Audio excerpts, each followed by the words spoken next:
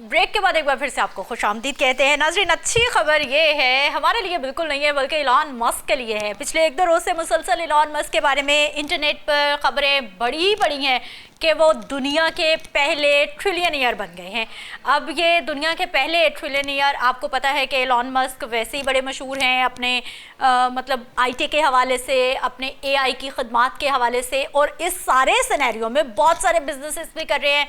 President Trump के साथ बड़ी उनका जो है वो दोस्ताना रहा, फिर उसके बाद बिगड़ भी गई, लेकिन उसके बाद जो है वो फिर मामलात कुछ सेटल डाउन हो गए।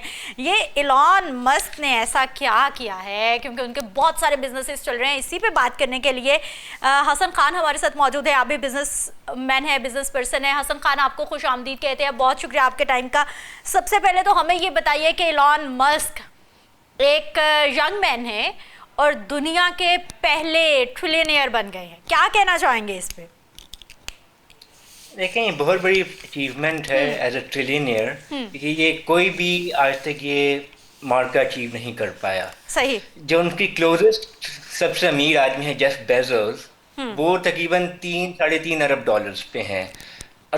जेफ बेजोस जो हैं वो he is more connected in a way to the common citizen of the world then to Elon Musk. अगर आप डिस्पैरिटी देखें इनकम की दोनों की, सही। वो हैं 1.1 ट्रिलियन डॉलर पे और ये हैं 3.5 अरब डॉलर पे। तो जेफ बेजोस उनके सामने एक आम आदमी बन चुके हैं। तो इतना बड़ा उन्होंने अचीवमेंट किया है। सही। तो कितना आसान है, सुनने में तो बड़ा आसान लग रहा है, और लेकिन ये सक्सेस का राज आप क्या समझते हैं कि अभी वो कोई इतने बुढ़ापे में नहीं है, यंग मैन है, लेकिन उसके बावजूद इतनी बड़ी अचीवमेंट, हाउ, कैसे?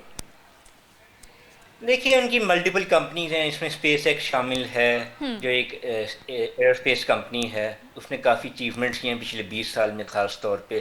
फिर उसके अलावा उनकी एक कार कंपनी है टेस्ला, उसने सारी दुनिया में धूम मचाई हुई है। उस you could say that's one of the leading EV brands in the world. फिर उनकी और भी कंपनीज हैं, डिफरेंट उनकी इन्वेस्टमेंट्स हैं। ओपन एआई में उन्होंने इन्वेस्टमेंट की थी कुछ साल पहले, जो कि अब उनकी फॉल आउट हो गए सैम अल्टमैन के साथ। लेकिन फिर उसके अलावा उन्होंने पेपैल, आपको याद होगा, एक बहुत बड़ी जी जी। एक कंपनी है और पेमेंट ट्रांसफ़र, उसके को फाउंडर भी ये रह चुके हैं 99 के अंदर। सही। लेकिन इन्होंने बाद में छोड़ दी थी वो। लेकिन तो ये इनका एक विजन है बहुत बड़ा ना, वो एक शुरू से विजनरी रहे हैं अपनी यंग लाइफ से। उन्होंने बचपन से पढ़ा है, उन्होंने मतलब यंग एज में जाके फिर उन्होंने इन्वेस्टमेंट्स की हैं, खुद से मेहनत की है, फिर इवेंचुअली अब वो ट्रिलियनियर बन गए हैं। ठीक। हसन खान, मुझे ये बताइए कि अगर एलॉन मस्क की हम बात कर रहे हैं तो यकीनी तौर पर एलॉन मस्क वाहिद वो इंसान है दुनिया में पहली बार जिनकी दौलत जो है वो 1000 अरब डॉलर तक पहुंच गई है। He is one and only. मुझे ये बताइए, आईटी से बैकग्राउंड रहा उन्होंने, पेपॉल की आपने बात की है, वो उनका प्रोजेक्ट, फिर स्पेस एक्स उनका प्रोजेक्ट, फिर यानी उन्होंने मुसलसल जो है वो फोकस आईटी पे किया है। जो भी प्रोजेक्ट लेके आए हैं वो IT based, computer based, software based projects लेके आए हैं। ये एरोस्पेस इंजीनियरिंग, हाँ, कितना इम्पोर्टेंट है इस वक्त आज के दौर में हमारे यंगस्टर को आईटी के साथ लिंक होना, समझना? देखिए, आईटी एक बैकबोन है।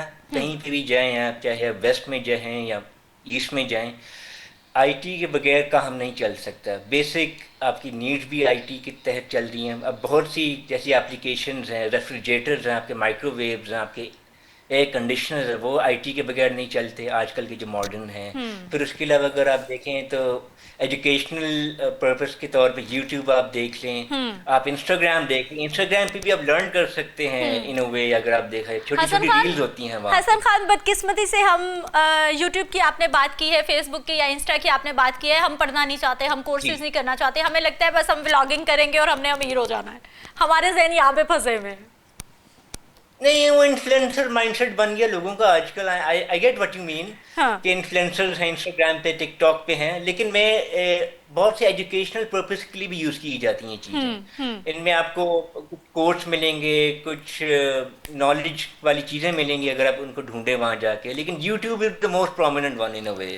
उस पर आपको बहुत सारे कोर्सेज मिल जाएंगे, शॉर्ट कोर्सेज 10 मिनट के भी हो सकते हैं, आधे घंटे के भी हो सकते हैं, 2 घंटे के भी हो सकते हैं, उसमें बच्चे पढ़ सकते हैं, ठीक। टीनेजर्स पढ़ सकते हैं, इवन यंग प्रोफेशनल उससे लर्न कर सकते हैं। हम्म। फिर उसके लिए अगर आप उसके अलावा अगर आप देखें तो वो एआई आ गया है पिछले 4 साल से, और उसकी शुरुआत ओपन एआई ने की थी चैट जीपीटी से दिसंबर 2022 से। ठीक। उसके बाद अब आप अगर आप देखें तो बहुत सी एआई एप्लीकेशंस आ गई हैं, हम्म। क्लाउड है, में जेमिनाई है जी। गूगल का, हम्म। उसमें ग्रॉक है जो कि एलन मस्क की अपनी कंपनी का है। हम्म। तो उसमें बहुत सारे चीज़ें हैं जो हैं आप लर्न कर सकते हैं, लेकिन ओपन एआई कह रहा हूँ मैं, एआई पे डिपेंड करना मेरे ख्याल में it's has its own drawbacks as well, क्योंकि उसकी सही। वजह यह है कि अगर आप उस पर ज़्यादा डिपेंड करेंगे तो आपकी क्रिएटिविटी खत्म हो यानी वो जाएगी। आपका हेल्पिंग तो टूल हो सकता है, अपनी जहानत को, जी अपनी जो इंटेलिजेंस है उसको बिल्कुल साइड पे ना रखें, उसको एक जी, हेल्पिंग टूल की तरह आप इस्तेमाल करें, ना कि खुद के आप जो है वो बिल्कुल खुद को नाकारा बनाते जा रहे हैं और आप उस बस। पर डिपेंड ना करें बस। हाँ, डिपेंडेंट ना हो। अच्छा मुझे ये बताइए हसन, हमारे जो यंगस्टर हैं वो इतना पॉजिटिव जी क्यों नहीं सोच सकते, इतना ज़्यादा डिप्रेशन क्यों है, इतनी ज़्यादा एंजाइटी क्यों है, इतनी ज़्यादा नाउमीदी क्यों है हमारे नौजवान में? देखिए, उसकी बहुत बड़ी वजह है पॉवर्टी और हम्म। अनएम्प्लॉयमेंट। सही। आपकी आबादी है 64% यंग है तकरीबन, मोर यस। और less. Hmm. It's under the age of 35 I believe. Yes. तो ये सारी जो यंग पॉपुलेशन अंडर 35 जो है, अगर ये पॉवर्टी और अनएम्प्लॉयमेंट और जॉबलेसनेस ज़्यादा है यहाँ पे hmm. Compare to some other countries in the region like India. सही। इंडिया में अनएम्प्लॉयमेंट कम है बनिस्बत। तो उसकी वजह से मैं ये कहूँगा कि लोगों को जॉब नहीं मिल रही, डिग्रीज यूजलेस होती जा रही हैं, तो उसकी वजह से आई बिलीव के एंग्जाइटी और डिप्रेशन बढ़ती जा रही है इस कंट्री में। तो ठीक है आजम ये खान, मशवरा क्या देंगे यंगस्टर्स को, क्योंकि आप जर्नलिस्ट भी हैं, आप साथ साथ अपना बिजनेस भी जी कर रहे हैं, आईटी को भी समझते हैं, यंगस्टर्स को जी क्या कहना चाहेंगे? क्योंकि ये जितने भी बड़े बड़े लोग हैं, अगर हम इनकी स्टोरीज को पढ़ते हैं तो पीछे एक लिस्ट है नाकामियों की, लेकिन इन्होंने हिम्मत नहीं हारी, ये लगे रहे हैं तो कामयाब हुए हैं। मैं यही कहूँगा कि यंगस्टर्स को चाहिए कि अपनी स्टडीज पे फोकस करें, हम्म। जहाँ उनकी स्किल्स ज़्यादा यूटिलाइज हो सकते हैं उस पर फोकस करें। हम्म। और ये this is a country where you can only succeed if you have the right kind of connection, right hmm. Kind of people in your circle. सही। आपके जो हेल्पिंग हैंड्स होते हैं वो आपकी बहुत मदद कर सकते हैं। अगर आप हम्म। डिपेंडेंट, हर चीज़ डिपेंडेंसी जो होती है अपनी जगह है, लेकिन अगर आप खुद से कुछ मेहनत कर लें, कुछ हम्म। अगर आप कोशिश कर लें तो बहुत कुछ कर सकते हैं ठीक आप। है। और उसमें बहुत बड़ी मिसाल अगर आपको याद है, अरफा करीम रंधावा थी, 9 साल की उम्र में वो माइक्रोसॉफ्ट की first certified you could say IT specialist बन गई थी।